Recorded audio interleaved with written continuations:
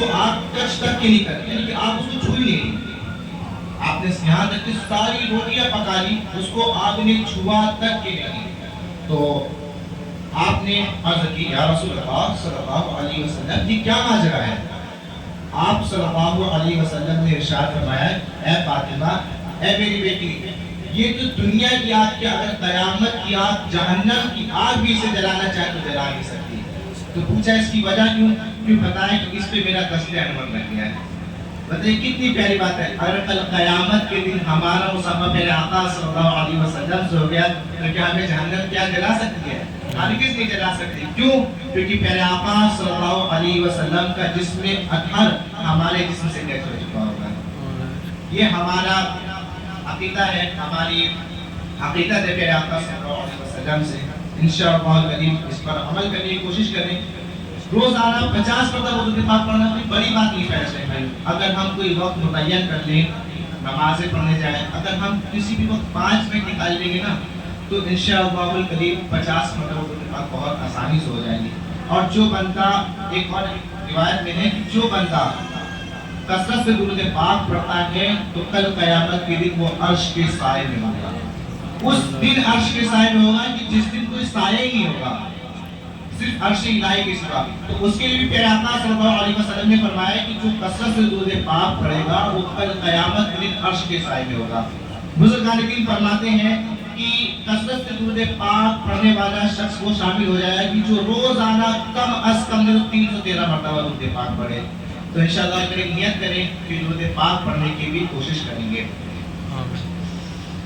اللہ تعالی وجہ الکریم فرماتے ہیں اس تاجدار مدینہ قرار قلب و سینہ صلی اللہ تعالی علیہ وسلم کے مزار باج انوار میں جلوہ گری کے 3 روز بعد ایک بدو حاضر ہوا اور اس نے اپنے آپ کو قبر انور پر گرا دیا اور اس کی خاک پاک اپنے سر پر ڈالی اور یوں عرض گزار ہوا یا رسول اللہ صلی اللہ علیہ وسلم، جو کچھ آپ نے اللہ تبارک و تعالیٰ سے سنا ہے وہ ہم نے آپ سے سنا ہے۔ وہ یہ ہے ترجمہ کنز ایمان، اور اگر جب وہ اپنی جانوں پر ظلم کریں تو اے محبوب تمہارے حضور حاضر ہوں اور پھر اللہ سے معافی چاہیں اور رسول ان کی شفاعت فرمائے تو ضرور اللہ کو بہت توبہ قبول کرنے والا مہربان پائیں۔ یا رسول اللہ صلی اللہ علیہ وسلم، میں نے اپنے اوپر ظلم کیا ہے، یعنی گناہ کیے ہیں، اور آپ کی بارگاہ بے کس پناہ میں حاضر ہوں تاکہ آپ میرے واسطے استغفار فرمائیں۔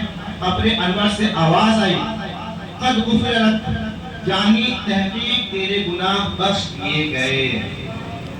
صلو علی الحبیب صلی اللہ علی محمد صلی اللہ علیہ وسلم۔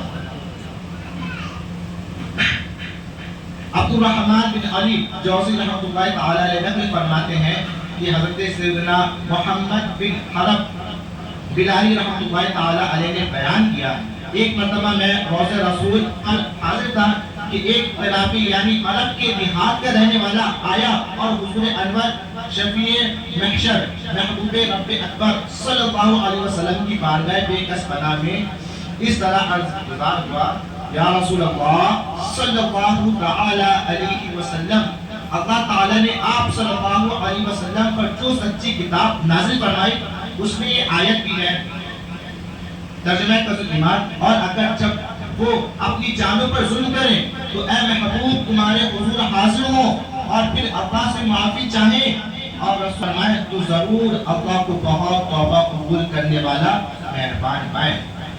اے میرے آقا مولا، میں اللہ عز و جل سے اپنے گناہوں قصور کی معافی طلب کرتے ہوئے حاضر دربار ہوں اور آپ صلی اللہ علیہ وسلم کو اللہ عز و جل کی بارگاہ میں اپنا شفیع بناتا ہوں۔ یہ کہہ کر وہ عاشق رسول رونے لگا اور اس کی زبان پر یہ اشعار جاری تھے، اے وہ بہترین ذات جس کا مبارک وجود اس زمین میں دفن کیا گیا، تو اس کی عمدگی اور پاکیزگی سے میدان ان اور تیرے معطر ہیں۔